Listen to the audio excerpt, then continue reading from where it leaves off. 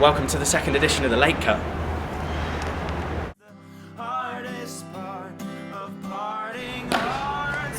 In February 2013, we launched our Street 20 cricket programme aimed at engaging urban cricketers and widening and broadening participation with 6 of our European countries.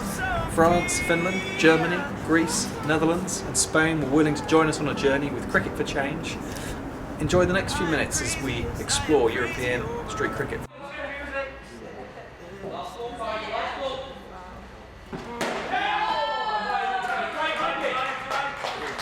Well, I think cricket's a really complicated game, and it's a wonderful game, and people love it because it's complicated. But to get new people involved, I think we found it's really important to strip away some of the complexity, and that's why we created Street 20. And I think it's fantastic that ICC Europe see the power of Street 20 going to places that haven't got facilities, coaches, lots of expensive equipment, saying to the kids, come on, let's bat, let's bowl, let's play, let's have competitions, and then they can use that to get to know the cricket people and say, yeah, I like this, I want to learn more.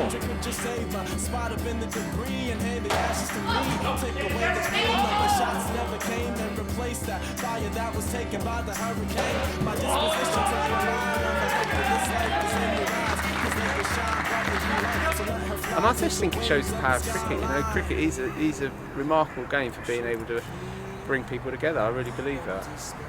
Here in Finland, Street 20 represents a great opportunity for us to get people involved in the game and really boost the awareness of what cricket is and how to play.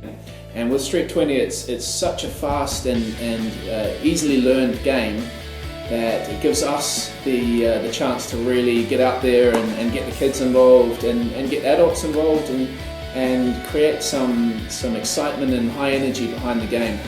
And the gathering in London with the other 5 countries was a fantastic opportunity.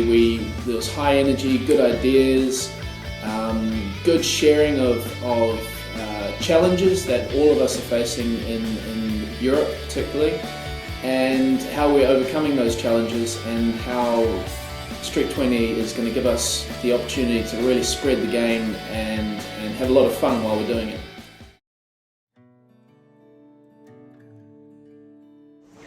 I started off doing the introduction to cricket because I was very young and I was advised obviously I wasn't old enough to sit my level 1, so I said okay, I don't mind taking it in steps, not skipping any out. So I went from level 1 introduction to cricket to level 1. Then a few years went by before I sat my level 2, and then I was really grateful for the opportunity that ICC Europe offered me a place in the level 3. Which I've recently just completed now. Cool. In terms of that intro to cricket, what type of skills did that give you as a beginner coach in Gibraltar?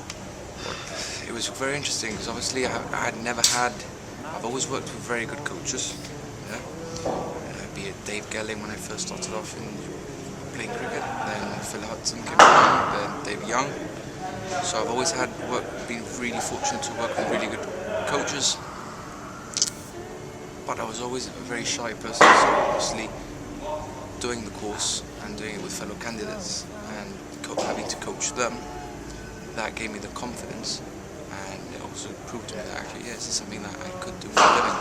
Do you see change as important in your life in terms of helping your role to develop? Because I guess you're changing people's lives through cricket, aren't you? Yeah, of course. I use myself as an example.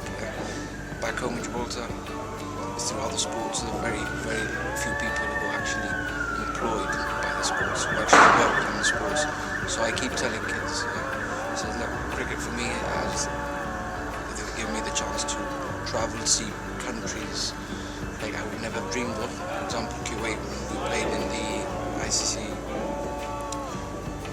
World League Division 8. When I actually go to country place, and it's just now obviously I'm living off cricket, so it's something I would never have dreamed of. What's the key messages that you could give other coaches who are trying to engage with schools? Just enjoy it. They're obviously in every job, in every aspect of life, there's good things and there's bad things, but I'm quite fortunate that in this job, the pros outweigh the cons massively. So you might have one bad session a week. Obviously, don't stress about it. Yeah, you're not trying to create a test cricketer from day one. Just make sure the kids enjoy it, and if they're enjoying it, you enjoy it. So it'll make your session a lot more fun.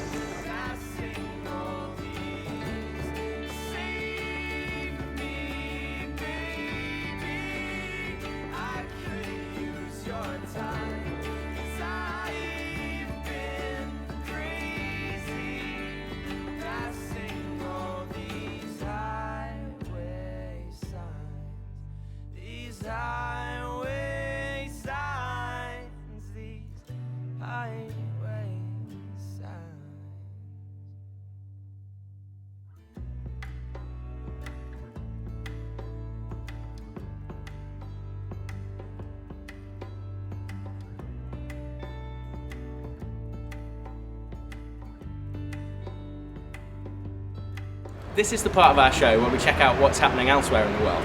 So we're lucky enough to be joined by Adam Cassidy in the ICC EAP region. How you doing, mate?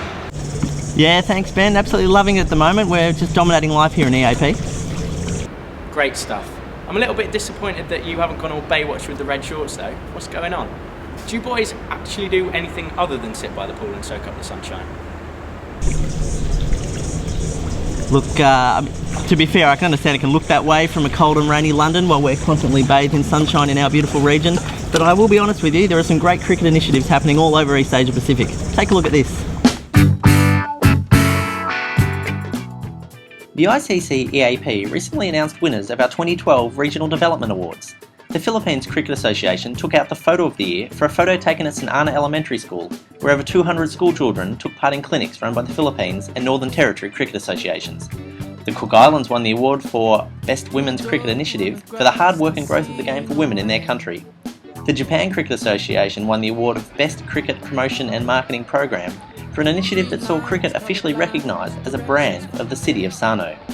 The Volunteer of the Year went to Chris Thurgate, pictured here, for the major work he has done in the development of cricket in Japan in a number of roles over the last 10 years. The Best Spirit of Cricket initiative went to the Vanuatu Cricket Association for their Island Cricket Project, a 15-week program designed for the women on Awhira that provided education and awareness on nutrition, physical activity and the prevention of obesity and non-communicable diseases. Cricket PNG once again took out the main prize of Best Overall Cricket Development Program for their junior participation program reaching more than 120,000 school children in the year of 2012, as well as the performance of their men's and women's senior teams and their stable administration.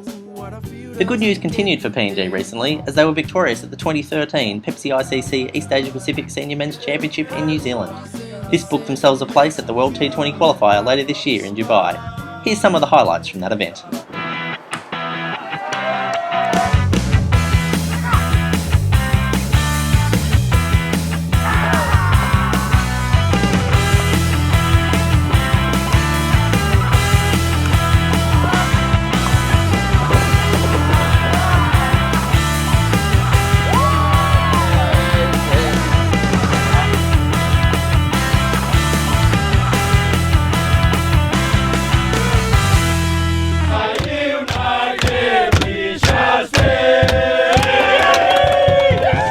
So that's it from us, mate. If anyone in your region's keen on finding out more about East Asia Pacific, we've got our own show called Pacific Pool Shot on YouTube. Otherwise, back to you at Lord's.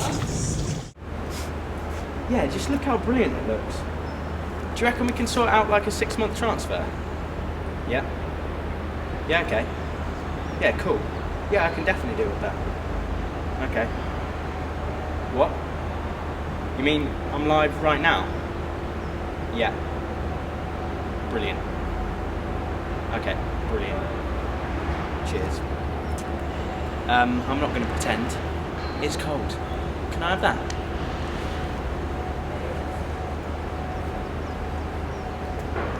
Perfect. Right, if you like what Adam's doing in the EAP region, you can find out more. We'll pop the details here. Check them out online. I'm going to go and get a mocha.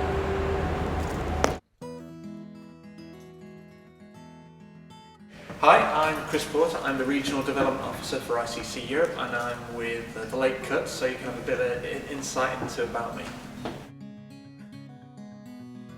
My first earliest cricket memory would be playing cricket with my dad in my grandma's garden in South Yorkshire. My ideal partner if I was opening the batting, I would have to go with Rihanna. It's a toss-up between the Glens of Scotland and Isle of Man. I think I'm going to go with the Glens of Scotland. Favourite actor? I'd go with Steve McQueen. My favourite film of all time would be a film in the 1960s. Steve McQueen was in it and it was called Bullet. I had some good memories in 2003 at Adelaide, so I'd say the Adelaide Oval. My bowler would be Malinga.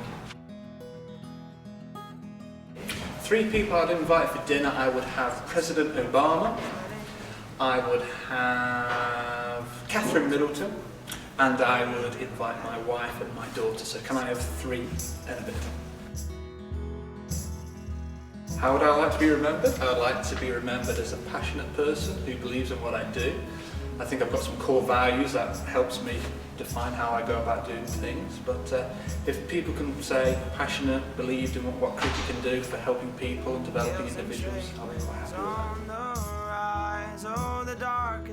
I think it would probably go with the changes of coach development. It's happening this year. There's a number of course changes. It's going to be more player-centred. As you say, that's going to help more coaches get developed and obviously have a massive impact on the players throughout Europe. So that's going to have a big legacy and a big impact to both our performance and participation programs. Thanks, mate. Some say love means letting go. Suppose I'm foolish for believing that it isn't so. And if the tempest and typhoons keep me far away,